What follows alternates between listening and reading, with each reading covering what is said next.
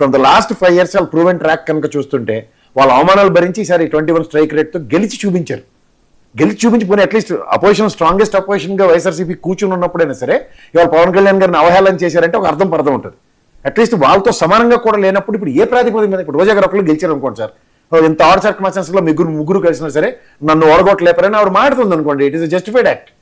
అక్కడ భాను ప్రకాష్ గారి చేతిలో ఓ కందన విధంగా ఆవిడ ఓడిపోయి కూడా ఇవాళ ఒక తప్పుని ఇవాళ మీరు ఆ ఛానల్లో వాళ్ళ ఛానల్లో కూర్చొని ఓడగొట్టుకుంటారు స్టాలిన్ విషయంలో. అసలు కేటగిరికల్ గా ఈవిడికి స్టాలిన్ గారికి వెళ్ళి సపోర్ట్ చేసింది, జగన్మోహన్ రెడ్డి గారికి స్టాలిన్ గారితో ఉన్న సత్సంబంధాలు జగమెరిగిన సత్యం. సో ఇవన్నీ సందర్భంలో విజయ్ గారికి అసలు పార్టీయే సపోర్ట్ చేయలేదు ఎవర్ దెన్ ఒక ఫోటో ఇన్సిడెంట్ తప్ప.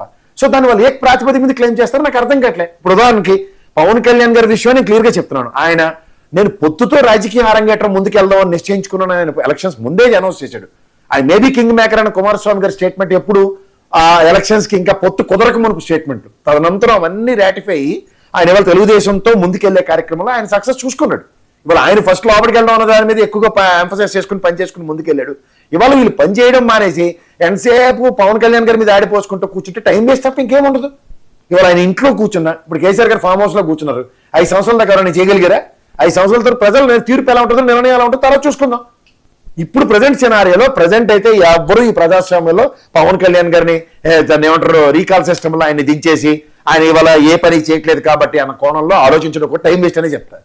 సో ఇది అనవసరంగా పెట్టుకుని వాళ్ళ ఫోకస్ అంతా వాళ్ళ పార్టీ మీద, వాళ్ళ పార్టీ శ్రేణులను సమాయత్తం చేసుకుంటూ ముందుకెళ్లే దగ్గర ఉంటే బాగుంటుంది తప్ప పవన్ కళ్యాణ్ గారిని వాళ్ళ ఆరోగ్య పరిస్థితుల్లో కంపేర్ చేసుకుంటూ గతంలో కుటుంబాల సమస్యలతో పరిష్కరించడంతో ఏదో జరిగిపోతుందని మాట్లాడుకున్నప్పుడు అవన్నీ కన్సల్టేట్ అయ్యి ఇప్పుడు ఈ ఆరోగ్యం బాగున్నప్పుడు నిన్న వచ్చి అక్కడ ఏ కరసాములు చేయమంటారని గట్టిగా తిరిగి అడిగాడు అనుకోండి, ఏం చెప్తారు వీళ్ళు? ఏదైనా ఆయన క్లియర్ గా హాస్పిటల్లో ఉన్న విషయం తెలుసు. ఇదే జగన్మోహన్ రెడ్డి గారు కూడా ట్వీట్ పెట్టారు కదా, వేరేగా కోరుకోవాలి ఎందుకు ఆ రకంగానండి టైం వేస్ట్ అండి. ఇప్పుడు మీకు చెప్తున్నాను కదా, ఒక ఫోకస్డ్ గా ఒక కన్స్ట్రక్టివ్ ఏరియాలో ముందుకెళ్ళడం అన్నది జరగట్లేదు. ఇప్పుడు ట్రూ అప్ ఛార్జీలు ఉన్నాయి, ఒక ఉద్యమం ఎత్తుకున్నది వైఎస్ఆర్సీపీ, వాళ్ళ ఉద్యమం ట్రూ అప్ ఛార్జీలు పెంచుకుంటే ఎక్కడ నాగారా?